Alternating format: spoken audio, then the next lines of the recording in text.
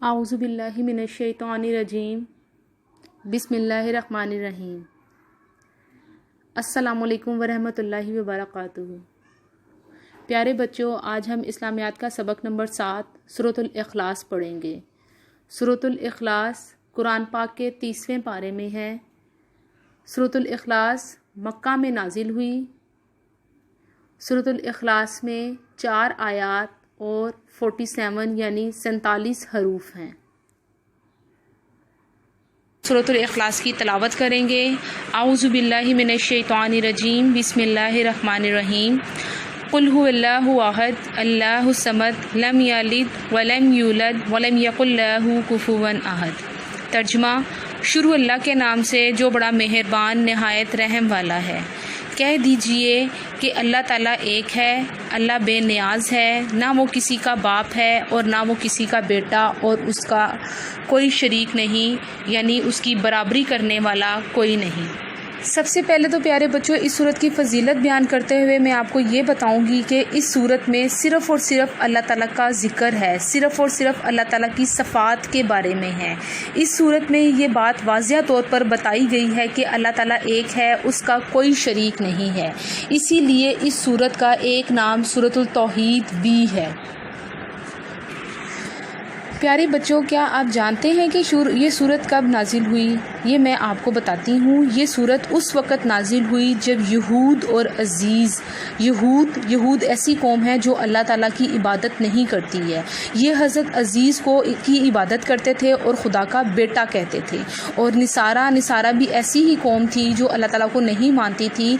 वो हज़रत ईसा अलैहिस्सलाम की इबादत करते थे और इसके अलावा वो सूरज, चाँद, सितारे और बुतों की पूजा करते थे। ये सूरत उस वक़्त नाजिल हुई जब ये अल्लाह ताला की इबादत करने के बजाय हज़रत ईसा अलैहिस्सलाम और हज़रत उज़ैर अलैहिस्सलाम की इबादत करते थे और उन्हीं को ही अपना सब कुछ मानते थे।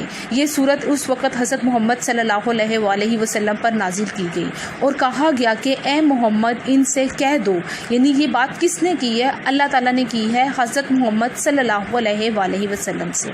अल्लाह ताला ने हज़रत मोहम्मद सल्लल्लाहु अलैहि वसल्लम से कहा कि ए मोहम्मद, इन लोगों से कह दो कि तुम्हारा माबूद सिर्फ़ और सिर्फ अल्लाह ताला है, यानी हमें सिर्फ़ और सिर्फ अल्लाह ताला की इबादत करनी चाहिए। वही इबादत के लायक है। वो अकेला है और वो एक है, उस जैसा कहीं भी कोई और नहीं है। वो सारे काम खुद करने वाला है, यानी वो अपने सारे काम खुद करता है। दिन और रात का बदलना, हवाओं का चलना, बारिश का बरसना, दुनिया में अपनी नेमतों से लोगों को नवाजना, यानी इस दुनिया में जितनी भी अल्लाह ताला ने चीज़ें पैदा की हैं, सारी की सारी अल्लाह ताला ने हमारे लिए पैदा की हैं। इसके अलावा बारिश का बरसना, फसलों का पकना, ये सारी काम अल्लाह ताला खुद करता है। इसको किसी की भी मदद की ज़रूरत नहीं पड़ती। वो अपने सारे काम खुद करने वाला है। इसलिए इसकी बराबरी करने वाला कोई नहीं है। प्यारे बच्चों, अगर यही काम अगर इंसान के ज़िम्मे होते, अगर इंसान को ये काम करने पड़ते, तो वो एक काम करके दूसरा काम तो करना ही भूल जाता। अगर वो दिन करता तो वो कह देता कि मुझे तो और टाइम पर याद ही नहीं रहा कि मैंने रात भी करनी थी। इसीलिए वो इंसान इस काबिल ही नहीं है कि वो अल्लाह ताला की बराबरी कर सके। अल्लाह ताला अपने सारे काम मुकर्ररा वक्त पर सही तरीके से करते हैं और ये इंसान हरगिज़ नहीं कर सकता। अल्लाह ताला का कोई रिश्तेदार नहीं है, अल्लाह ताला की कोई बहन, कोई भाई, कोई माँ बाप नहीं है, उसकी मदद करने वाला कोई नहीं है।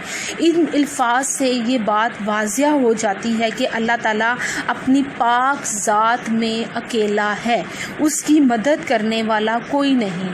अल्लाह ताला तमाम खूबियों से भरपूर है। अल्लाह ताला में तमाम खूबियाँ मौजूद हैं, वो किसी में नहीं हैं। अल्लाह ताला हमेशा है, हमेशा रहेंगे।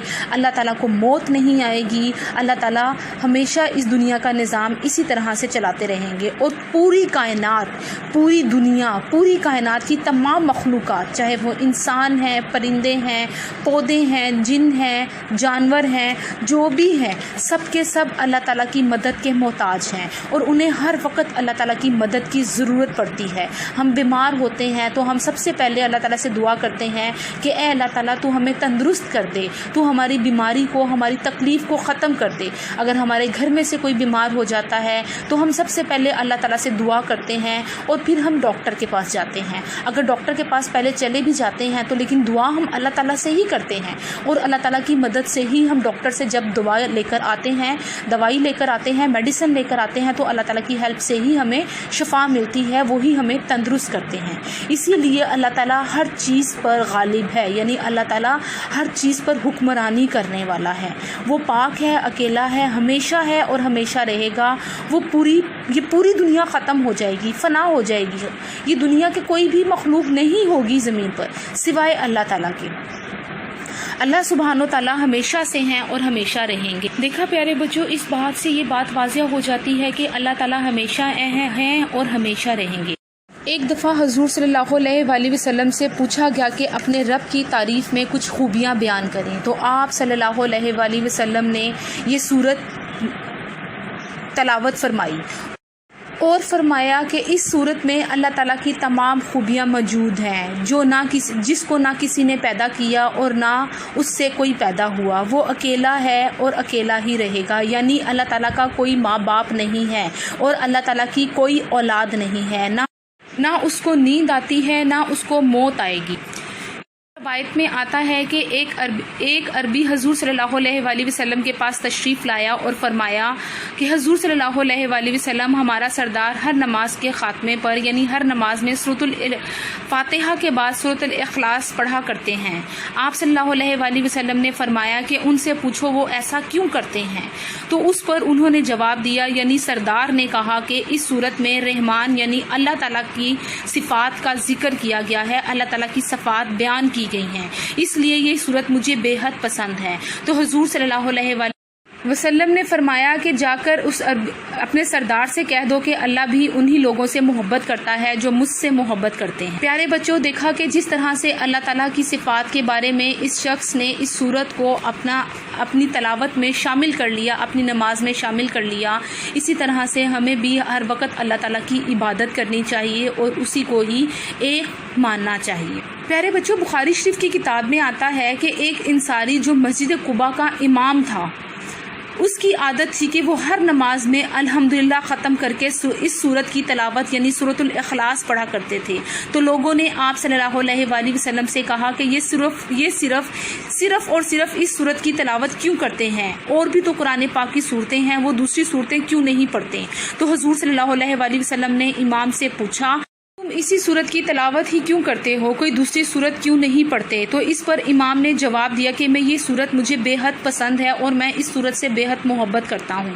لوگ چاہے مجھے اس مسجد کا امام نہ رکھیں لیکن میں یہ صورت نہیں پڑھنا چھوڑوں۔ تو آپ صلی اللہ علیہ وآلہ وسلم نے فرمایا کہ اس صورت نے تجھے جنت تک پہنچا دیا ہے۔ دیکھا پیارے بچوں، یہ قرآن پاک کی ایسی چھوٹی صورت ہے جو تو دیکھنے میں بہت چھوٹی ہے، لیکن اس میں اللہ تعالیٰ کی صفات، اللہ تعالیٰ کی وحدانیت کا ایسا ذکر کیا گیا ہے کہ اگر ہم اس کو یاد کر لیں اور اس پر عمل کر لیں، اس کو دل سے مان لیں، تو ہم بھی جنت کے مستحق ہو جاتے ہیں۔ ان واقعات سے یہ بات واضح ہو جاتی ہے کہ اس صورت میں اللہ تعالیٰ کی بہت ساری خوبیاں اور بہت ساری صفات بیان کی گئی ہیں۔ پیارے بچوں، کیا آپ نے اس صورت کی ایک چیز دیکھی ہے؟ قرآن پاک کی 4 صورتیں ایسی ہیں جو کل سے شروع ہوتی ہیں۔ سورۃ الکافرون، سورۃ الاخلاص، سورۃ الفلق اور سورۃ الناس، یہ 4 ایسی صورتیں ہیں جو کل سے شروع ہوتی ہیں۔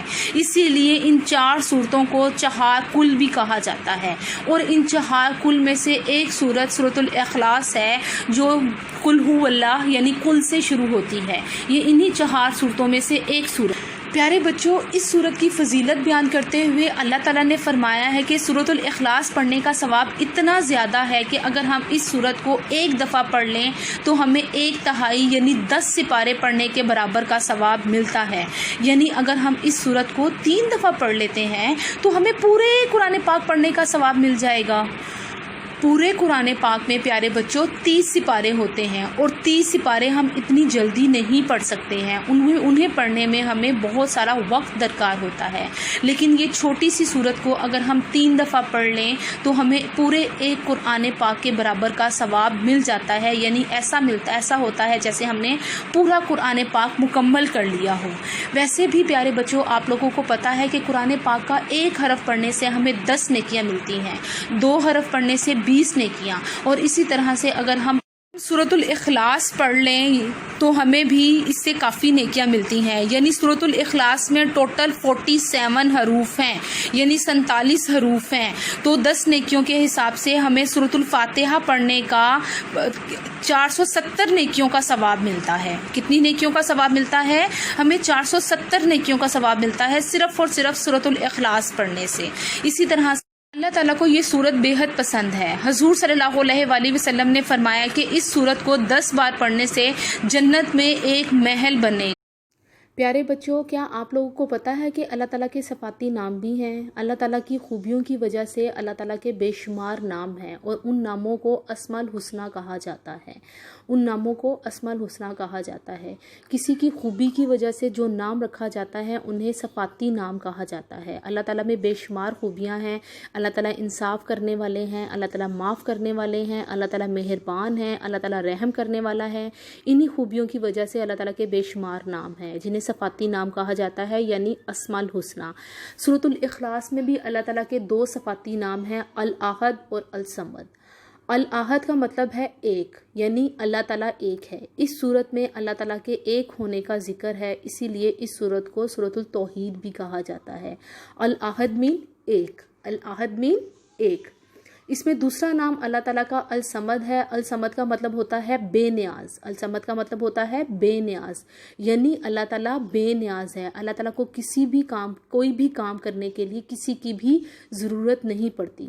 ہم انسانوں کو ہر کام کرنے کے لیے کسی نہ کسی کی مدد کی ضرورت رہتی ہے، لیکن اللہ تعالیٰ کو اپنا کام کرنے کے لیے کسی کی بھی مدد کی ضرورت نہیں رہتی. اللہ تعالیٰ خود مختار ہے، اپنے سارے کام خود کرنے والے ہیں. اسی لیے اللہ تعالیٰ کا ایک نام الصمد ہے.